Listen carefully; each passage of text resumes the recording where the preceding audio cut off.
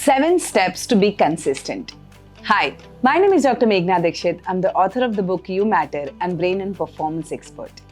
If you're new to this channel, subscribe and hit the bell icon so that you don't miss any video that we post that can help you to develop yourself. So today's topic is 7 steps to be consistent. If you're ready to dive deeper, type ready in the chat box so that we can begin immediately. Now see, a lot of you have been asking this question to me that yes, I have big goals and I want to achieve a lot of things in my life, but why am I not able to be consistent? So let's, figure out today what are the reasons you're not able to be consistent and how in 7 simple steps you can be consistent. So to begin with, I want to share this story with you. Okay, a story that we all have heard about, hare and tortoise. Hare had the capability to run much faster than the tortoise. But what happened in the end? Did the hare win or hare just gave up? Or hare just got complacent in between? What happened to the tortoise on the other hand? Going slow, and very slow, consistently won the race. But imagine if the tortoise in between would have thought that, I'm not just reaching the finish line, this is so boring, I can't do this, and would have given up in the middle. Nobody would be the winner, right? Why some people are able to be the winner and consistently win at the game of life, and why some people consistently struggle to be the winners. So let's first understand what is the human psychology behind consistency.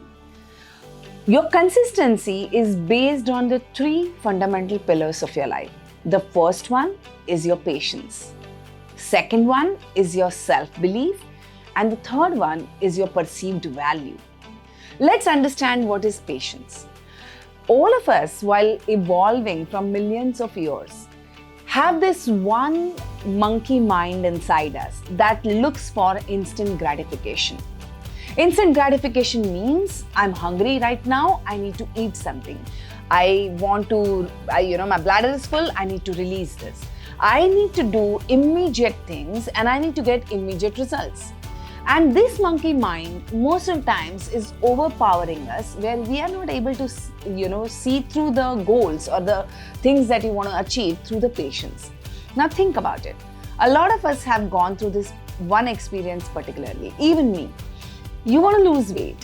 Very simple strategy for losing weight is be more active, eat simple food, exercise on say 3 to 5 times a week, eat less calories than what you require. Simple strategy to lose weight, right? And sleep well. A lot of us set that goal and on the way we start taking action also. And then after a few days, weeks, we give up. There could be something like this in your life that you are been trying to follow this goal since very long time and you have this desire to achieve it, but you're not able to do it. Let me know in the chat box, what is that one goal you've been often giving up on? What exactly goes on in your space when you think of achieving that goal? The instant gratification that we are all looking for. I have done the 2 weeks of diet, I need to lose this 1 kilo of weight. I have done this 3 weeks of exercise, I must see some changes on the scale. I have done this studying, now I get results. All of us look for instant gratification, and biggest problem with that is you lose patience with your own self. Now you need to understand that there is a monkey mind inside you which is seeking instant gratification, and there is that genius, smart, intellectual mind of yours which is a conscious mind which knows the patience, which knows delayed gratification, and which knows that you can, if by postponing your happiness for some time, you can get better results. There was this amazing experiment which was done on this primary school children, and this experiment is called as marshmallow experiment. Now what the researchers did is, they gave one marshmallow to each kid in the class, and they told them, the teacher said that I'm going to go out, and when I go out till the time I come back, do not eat this marshmallow. And the teacher left, and they observed what happened after that. The teacher left for some good amount of time, and when the teacher returned, say half of the class had eaten their marshmallows and half of them were really patient, really holding on to that, not eating. Because the promise was, if you don't eat the marshmallow before I come back, I'll give you one more marshmallow. So the people, the children, those who held on to that okay, if I wait for some time, if I don't eat this marshmallow, I'm going to get another one in few minutes. Actually, when the researchers did this, study with them and they followed them in future when they were grown-ups, the children, those who had eaten the marshmallow before the teacher returned and didn't wait for the second one, could not train their mind and could not follow their goals with consistency. Whereas the kids, those who had waited for the teacher to return to get another marshmallow, became successful in their life.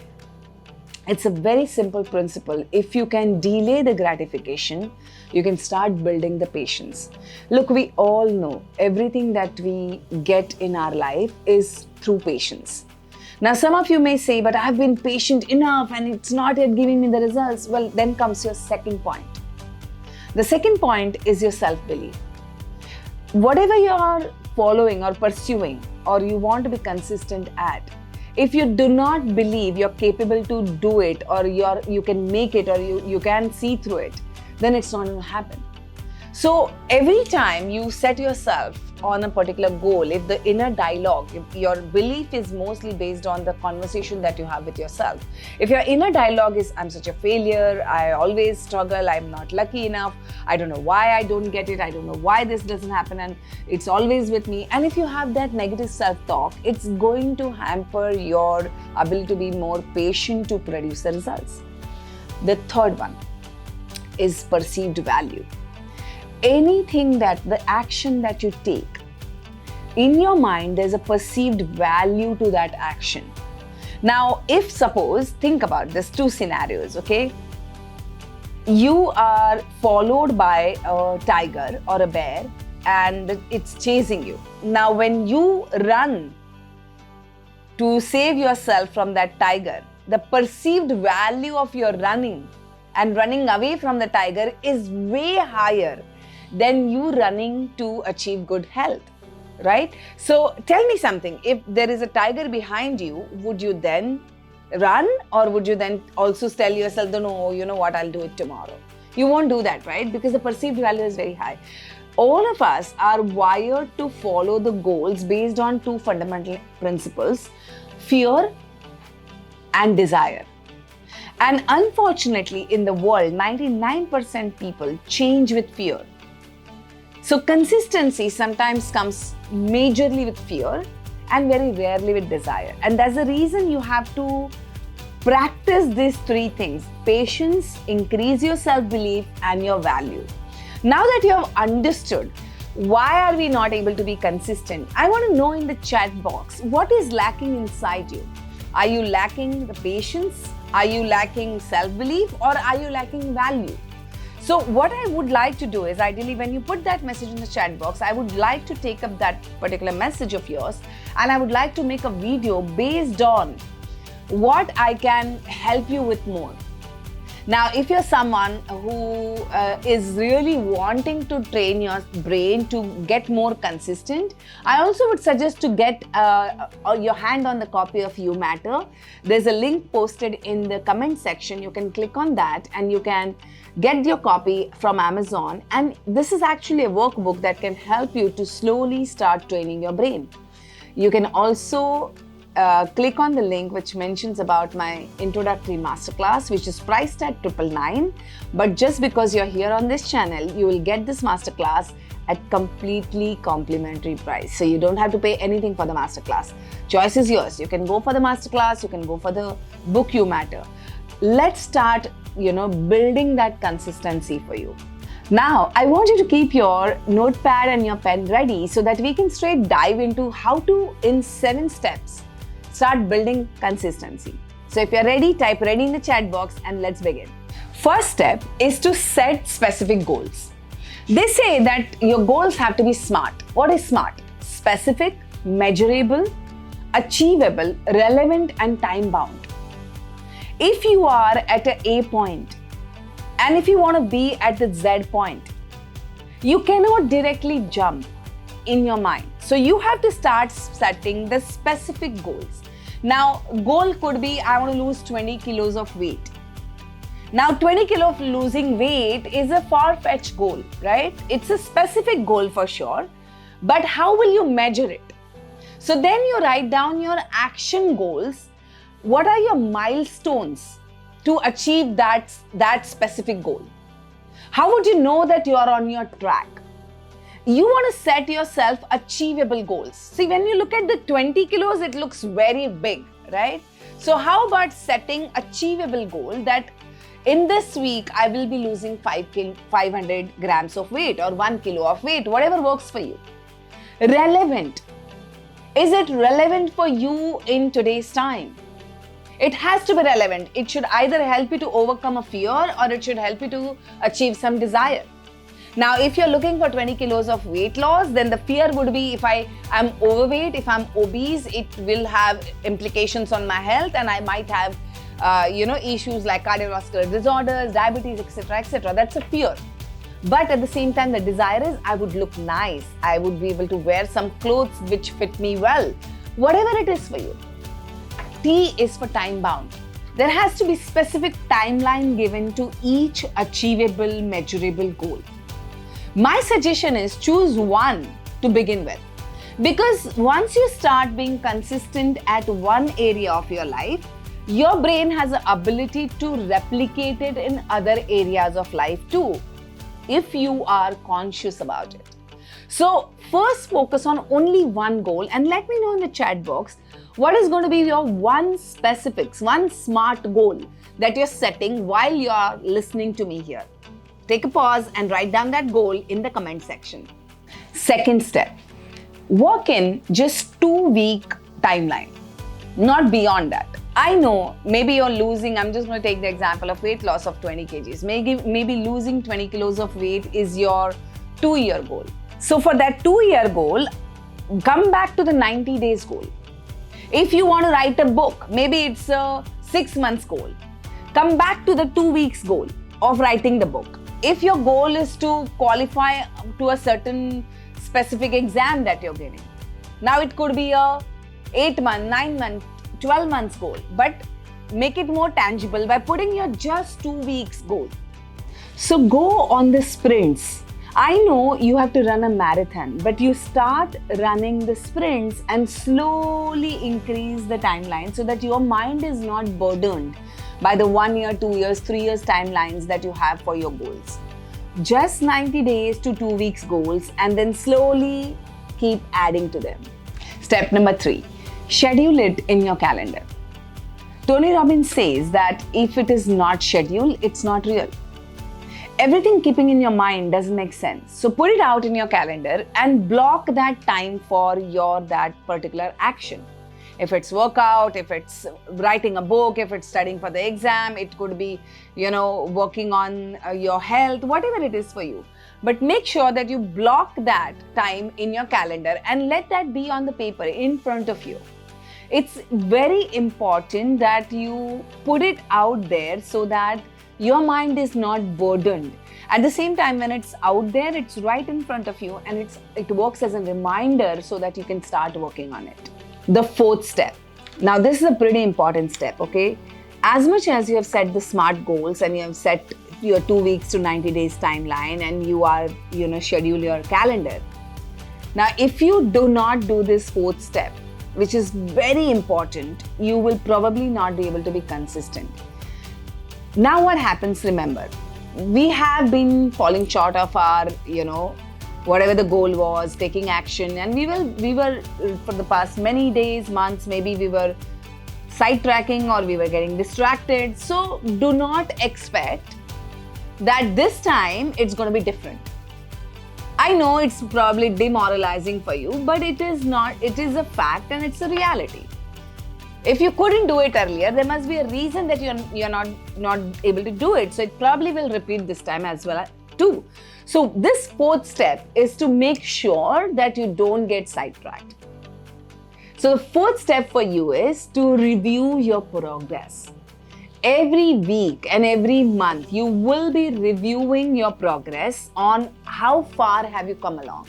That will achieve two targets.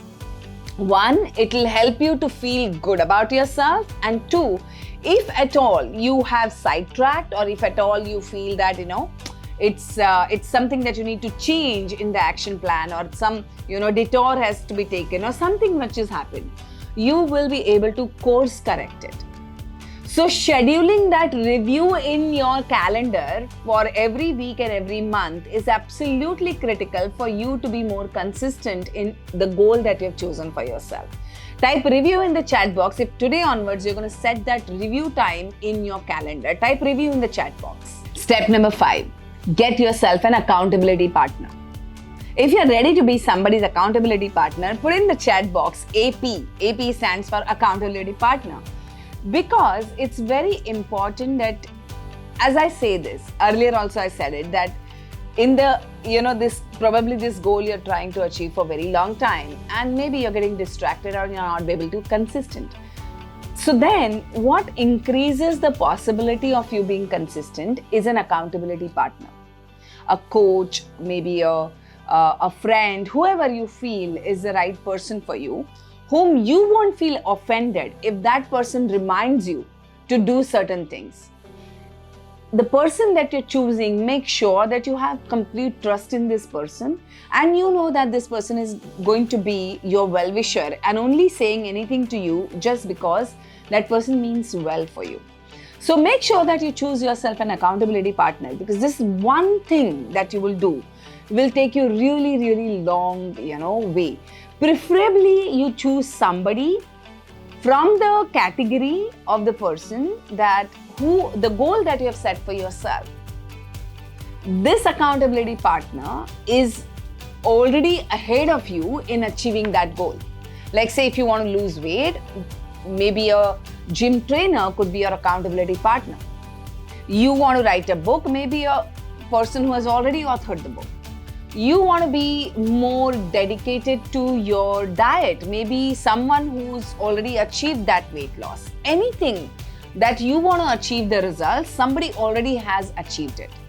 And whom you can trust, whom you know is, looking at your success. Preferably, my choice would always be a coach or a person who has already achieved it, whom I can depend on, and my success contributes to their success. See, one of the reasons I always ask people to go to a therapist, a coach, to work on themselves is when you work with them, your success matters to them more than probably you, because your success is their success.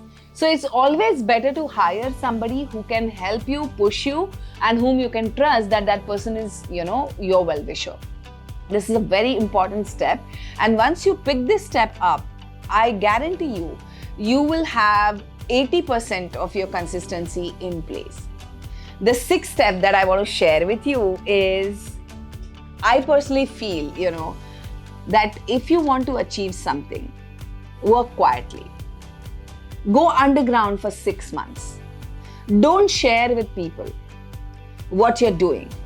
Because what happens is, if you're with a coach or an accountability partner, by all means you can share with them. But otherwise, what happens is when you start with some journey of working on yourself, there are two kinds of people. When you share your goals, one kind of person is like, will be very proud of you and will keep, saying things like, oh, you're so great, you're this and you're that. And the other kind of person is going to be criticizing you.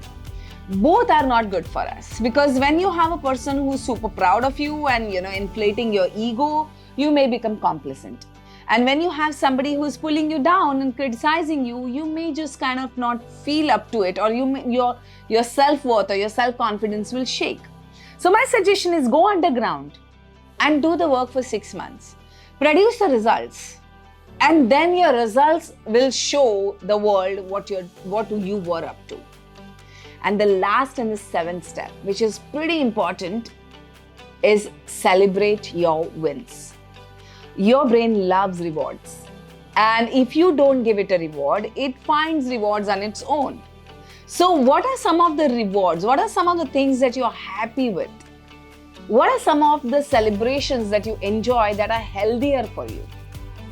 My suggestion is make a list of things that you can enjoy and you love doing. If you're someone who's already having my book, there is 100 things that I have listed in the book about celebration. What are the healthiest ways that you can pick up for celebrating your small wins? Remember, this is a very, very important step, and it will really help you to go really long way, because it is going to feed your monkey that looks for instant gratification. So let me know, how are your 7 steps? Which one are you going to apply immediately? Let me know about your goals and what's your next step and how you're going to be consistent. I would love to hear from you. If you like the video, give it a thumbs up, share it with at least 10 people, and I will see you around very soon.